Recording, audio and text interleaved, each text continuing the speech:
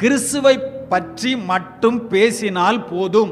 கிறிஸ்தவ உபதேசங்கள் தேவையில்லை. இது ஆன்மீகமா? இது ஆன்மீகம் என்று நாம் சொன்னாலும் வேதத்தின்படி சரியானதல்ல.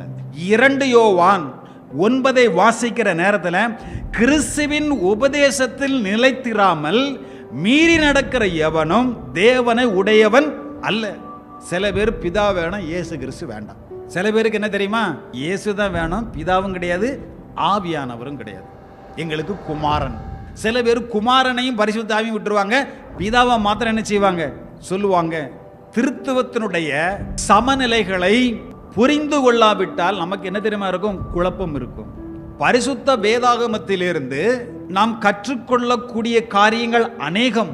ஆனால் அதிலே முதற் பலனை கொண்டு வருவது என்னவென்றால் உபதேசம். 2 தீமோத்தேயுவின் புத்தகம் 3ஆம் அதிகாரம் 16-17 வசனங்களை வாசிக்கும் போது கவனியுங்கள். வாசிக்கலாம். வேத வாக்கியங்கள் எல்லாம் தேவ ஆவியினால் அருளப்பட்டது. தேவ ஆவியினால் அருளப்பட்டது. தேவனுடைய மனுஷன் தேறினவனாக, ரட்சிக்கப்பட்டவன் கிறிஸ்தவன் தேவ மனுஷன் அதிலே தேறினவனாகவும் எந்த நற்கிரியும் செய்ய தகுதி உள்ளவன், எல்லா நற்கிரியைகளும் செய்ய தகுதி உள்ளவனாகும்படி அவைகள் உபதேசத்துக்கும், அவைகள் முதலாவது எதுல?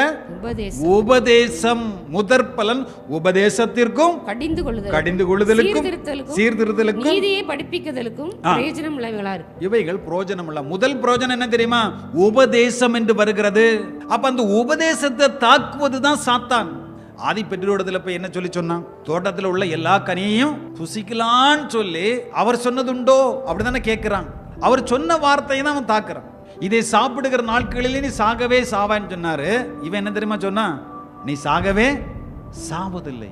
ஏனென்றால் அவன் தாக்குவது அவருடைய வார்த்தை வசனத்தை தான். அவன் என்ன தெரியுமா செய்றான்? தாக்குகிறவனாக காணப்படுகிறான். குழப்பம் வராம யாருங்க சத்தியத்தில் சரியா போக முடியும்? அழகா இயேசு சொன்னார். யோவான் 7ஆம் அதிகாரம் 17வது வசனத்தில் இயேசு சொல்லுகிறார். வாசிக்கலாம்.